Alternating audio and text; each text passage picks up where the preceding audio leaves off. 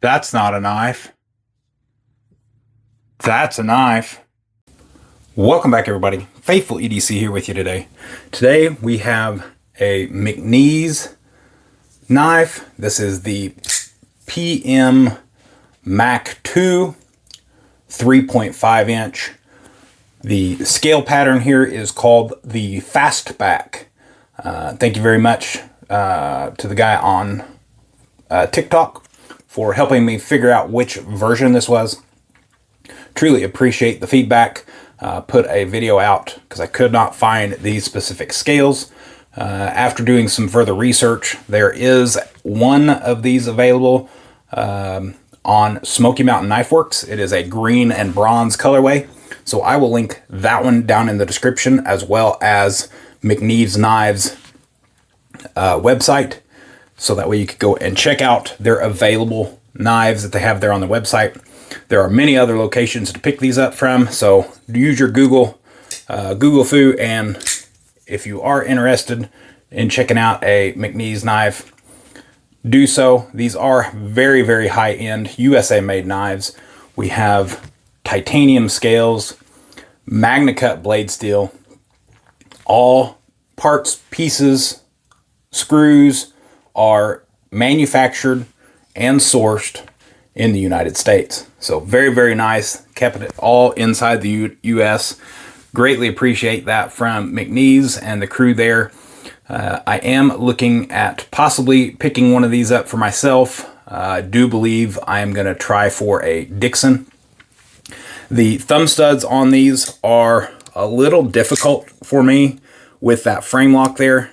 So I do believe a reverse flick with the blade hole would be the method I would like to have to open. So I believe I am going to try to find me a McNees Dixon.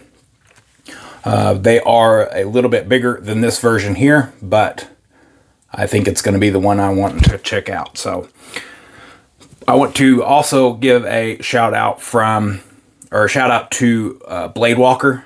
I will link his YouTube channel here in the description as well. He sent this knife to me to check out. I greatly appreciate you doing that and allowing me to check this knife out. I have sent out a request if anybody had any McNees knives to check out. Since I was in the market and looking for potentially getting either one of these PM Mac 2s or a Dixon, and he graciously allowed me to borrow this, sent this knife my way to check out. Truly, truly appreciate it. So thank you very much, Bladewalker. Greatly appreciate it. He does have a YouTube channel. Great guy. Make sure you go and give him a follow as well. Subscribe to his channel. We do have titanium screws, titanium body. Do not see any kind of a lock bar insert. So it does appear that we do have titanium on the MagnaCut there. As the lock bar, dual thumb studs, right hand tip up only carry, all T8 hardware and all titanium hardware, T8 on the pivot. Very comfortable knife in the hand, excellent jimping up top. We do have a nice drop point blade, 3.5 inch blade length. So let's get you guys some size comparisons on this thing. Really, really like this thing. Like I said, the thumb studs give me a little bit of trouble, but I have gotten a little bit used to it. When it first showed up, I just couldn't use it. So that is why it has taken me some time to get this video out. I needed to get myself used to it with that frame lock and thumb stud only. Like I said, the Dixon is a larger knife than this one, but this one here is very nice. We do have roughly 1.25 inches shy of a Sharpie when closed, and right around 3/4 inch shy of the Paramilitary 2. Let's get this guy open and size it up against the Paramilitary 2 on this guy here. You're roughly, what, about 1/8 of an inch longer than a number 2 pencil when open. And you are shy from the Paramilitary 2 by, what, 3/4 of an inch again. So not too terrible, but not the biggest knife, like I mentioned. The Dixon is a larger knife. Hopefully one of these days I will have a Dixon on the channel for you all. And then we'll have to resort back to this video to check out the size comparisons. 4 1/4 inch when closed. We do have a 3 1/2 inch long blade, 3 1/2 inch long overall, or 3 1/2 inch cutting edge, 3 1/2 inch blade overall, and tip to toe you're at 7 11/16 tip to toe. Let's get you all a weight on this thing. This does have some heft, like I did say. It is a hefty knife, full titanium, magna cut blade. We'll give you guys a weight in grams here.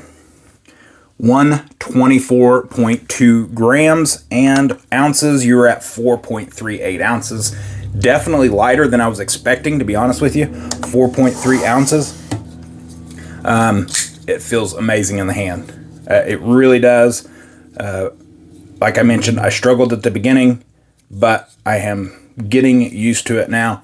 We do have Delrin caged ball bearings in the pivot there. The PM, forgot to touch on this earlier. So McNees PM, the PM stands for Performance Machined. Not 100% sure what that means, but Performance Machined is what the model, I guess, is.